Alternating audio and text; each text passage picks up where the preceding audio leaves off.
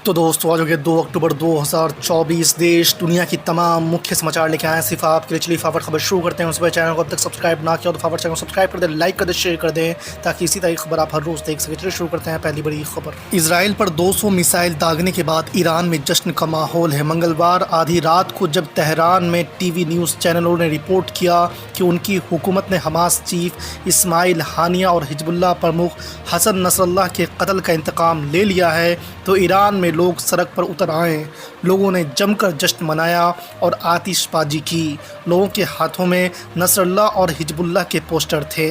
जन स्वराज के संस्थापक प्रशांत किशोर ने बिहार में नए राजनीतिक दल का ऐलान कर दिया है। राजधानी पटना में भारी जनसमूह के सामने पार्टी की नीति, नेता और नेतृत्व का खाका पेश करते हुए प्रशांत किशोर ने बताया है कि किस तरह वो बिहार की दशा और दिशा बदलना चाहते हैं। उन्होंने भाजपा, आरजेडी और जेडीयू जैसे दलों को निशाने पर रखते हुए कहा कि अभी तक बिहार में लोग बच्चों की शिक्षा और रोजगार के नाम पर वोट नहीं करते थे। यूपी के बरेली में संचालित हो रही अवैध पटाखा फैक्ट्री में विस्फोट हो गया है। धमाके से आसपास के 5 मकान गिरकर धराशायी हो गए हैं। एक बच्चा समेत 3 लोगों की मौत हो गई है जबकि 5 लोग घायल हो गए हैं। मलबे में अभी कई लोगों के दबे होने की आशंका जताई जा रही है। हादसे की खबर पाकर पुलिस और प्रशासन की टीम मौके पर पहुंची और राहत बचाव का कार्य शुरू किया गया। पंजाब और हरियाणा हाई कोर्ट ने मनी लॉन्ड्रिंग मामले का सामना कर रहे कांग्रेस विधायक धर्म सिंह को बुधवार तक आत्मसमर्पण करने का निर्देश दिया है। कोर्ट ने कहा है कि ऐसा ना करने की स्थिति में उन्हें गिरफ्तार कर लिया जाना चाहिए। आपको बता दें कि पानीपत के एक सामाजिक कार्यकर्ता द्वारा दायर की गई याचिका की सुनवाई के दौरान कोर्ट ने ये टिप्पणी की है।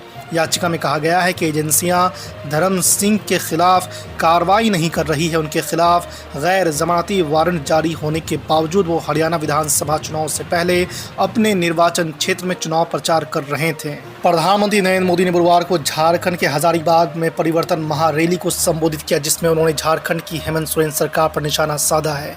उन्होंने कहा है कि झारखंड में रोटी बेटी और माटी बचाने की लड़ाई है। यहाँ लगातार हिंदुओं की आबादी कम हो रही है।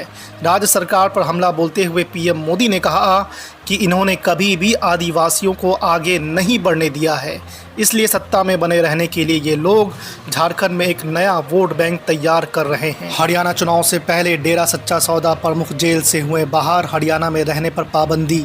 जी आपको बता दें कि हरियाणा के सिरसा स्थित डेरा सच्चा सौदा प्रमुख और दुष्कर्म के दोषी गुरमीत राम रहीम बुधवार सुबह रोहतक के सुनारिया जेल से बाहर आ गए हैं। चुनाव आयोग ने उनके 20 दिन के पेरोल अनुरोध को मंजूरी दे दी है। हालांकि अधिकारियों ने उन्हें हरियाणा में रहने और किसी भी राजनीतिक गतिविधि में शामिल होने पर रोक लगा दी है। शिया बहुल देश ईरान ने 1 अक्टूबर 2024 को इजराइल पर कम से कम 180 बैलिस्टिक मिसाइल दागी जिससे पश्चिमी एशिया में तनाव बढ़ गया है। ईरान के हमले को इजराइल ने अपने आयरन डोम मिसाइल रक्षा प्रणाली और वहां पास में मौजूद अमेरिकी नौसैनिक विध्वंसक जहाज़ों की मदद से काफ़ी हद तक रोक दिया।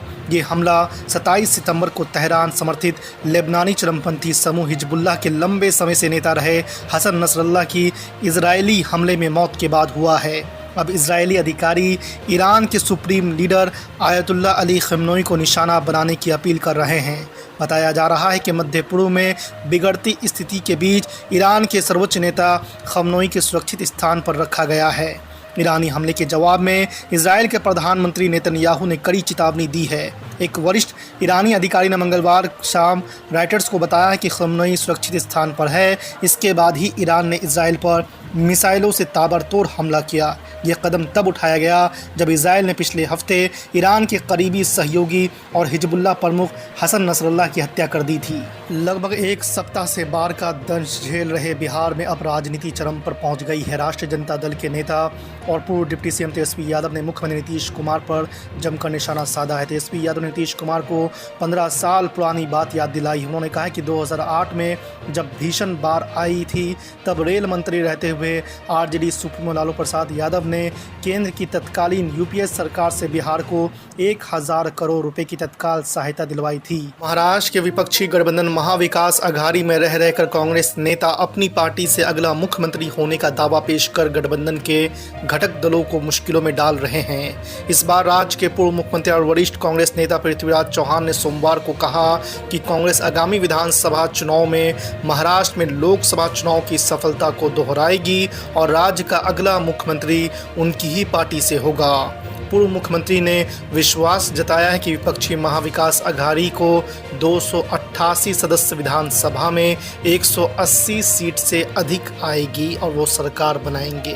कर्नाटक हाई कोर्ट ने चुनावी बॉन्ड के जरिए कथित जबरन वसूली से संबंधित एक मामले में केंद्र वित्त मंत्री निर्मला सीतारमण को सोमवार को बड़ी राहत दी है। हाई कोर्ट ने उनके और अन्य के खिलाफ दर्ज एफआईआर पर अंतरिम रोक लगाने का आदेश दिया है और चुनावी बॉन्ड योजना से संबंधित कथित अनियमितताओं की जांच पर रोक लगा दी है। कोर्ट ने कहा है कि अगली सुनवाई तक यह रोक जारी रहेगी। पीडीपी की प्रमुख महबूबा मुफ्ती ने इजराइल के प्रधानमंत्री नेतन्याहू को हिटलर के बाद सबसे बड़ा आतंकवादी बताया है। सोमवार को अपने बयान में उन्होंने कहा है कि इजरायली प्रधानमंत्री नेतन्याहू हिटलर के बाद सबसे बड़े आतंकवादी हैं क्योंकि यहूदी नेता ने फ़लस्तीन और लेबनान को गैस चैम्बर में बदल दिया है।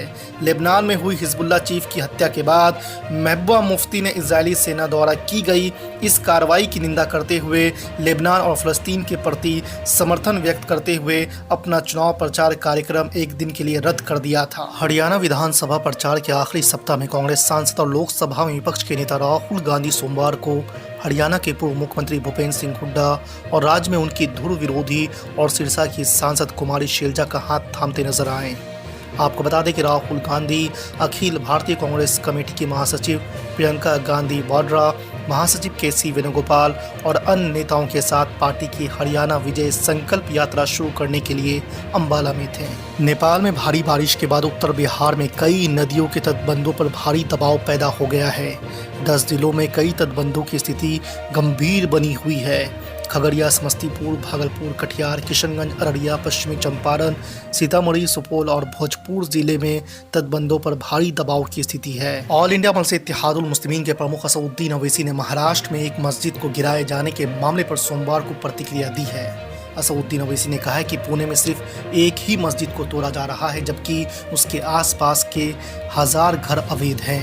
असदुद्दीन ओवैसी ने सोशल मीडिया एक्स पर ट्वीट करते हुए ये बातें लिखे। साथ ही उन्होंने महाराष्ट्र के मुख्यमंत्री एकनाथ शिंदे से सवाल करते हुए कहा कि सिर्फ एक मस्जिद के लिए ये भेदभाव क्यों, उन घरों का क्या जिनके पास भी कोई अनुमति नहीं है। उन्होंने कहा है कि दक्षिणपंथी हिंदुत्व संगठनों ने सिर्फ मस्जिद को गिराए जाने की शिकायत की है। दिल्ली के मुख्यमंत्री आतिशी ने सोमवार को एक सत्र अदालत में भाजपा नेता द्वारा दायर मानहानि के मामले में उन्हें समन जारी करने के आदेश के खिलाफ याचिका दायर की है। आतिशी पर आप विधायकों की खरीद फरोख्त के प्रयासों के बारे में झूठे दावे करने का आरोप लगाते हुए भाजपा नेता कपूर ने आपराधिक मानहानि की शिकायत के साथ अदालत का रुख किया था। भारतीय जनता पार्टी ने हरियाणा विधानसभा चुनाव में एक और बड़ा वादा कर दिया है। पार्टी ने जनता से वादा किया है कि जितने पर आयुष्मान भारत प्रधानमंत्री जन आरोग्य योजना की राशि को बढ़ाने का ऐलान कर दिया है। हाल ही में केंद्र सरकार ने 70 साल और इससे ज़्यादा उम्र के बुजुर्गों को 5 लाख रुपए तक का मुफ्त इलाज कराने का ऐलान किया है। भाजपा के राष्ट्रीय अध्यक्ष जेपी नड्डा ने रविवार को वादा किया कि अगर पार्टी सत्ता में वापस आती है तो 5 लाख रुपए से बढ़ाकर 10 लाख रुपए कर दिए जाएंगे। हरियाणा विधानसभा चुनाव के लिए गुरुग्राम के बादशाहपुर में जनसभा को संबोधित करते हुए भाजपा के स्टार प्रचारक और केंद्रीय गृह मंत्री अमित शाह ने फिर से कांग्रेस पर निशाना साधा है। उन्होंने राहुल गांधी को झूठ बोलने की मशीन तक कहा है।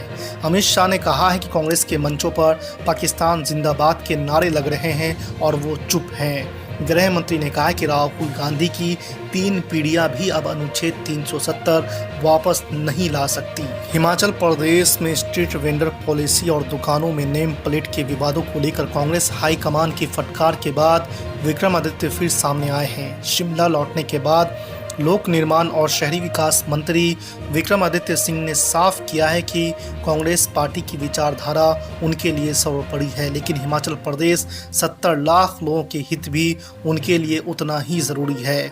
उन्होंने कहा है कि प्रदेश के मुद्दों को लेकर कोई समझौता नहीं होगा और प्रदेश की अतिरिक्त सुरक्षा के खिलवाड़ किसी भी कीमत में बर्दाश्त नहीं किया जाएगा। बिहार में बाढ़ से हाहाकार मचा हुआ है। 16 जिलों के तमाम गांवों और शहरी इलाकों में भी बाढ़ का पानी घुस गया है। ग्रामीण इलाकों का हाल सबसे ज़्यादा बुरा है। पूरे गांव में जलमग्न हो गए हैं। घर मवेशी छोड़ लोगों ने राहत शिविरों में शरण ली है। पूर्णिया से निर्दलीय सांसद पप्पू यादव बाढ़ के बीच सहरसा जिले के महेसी प्रखंड के बीरगांव पहुंचे। बाढ़ पीड़ितों के लिए सामूहिक रसोई की व्यवस्था लिए जेब से निकालकर 50,000 रुपये कैश भी दिए। लेबनान में नसरुल्लाह की लोकेशन का पता लगाने के बाद इजराइल ने हफ्ते भर की प्लानिंग के बाद उसको निशाना बनाकर मार गिराया था।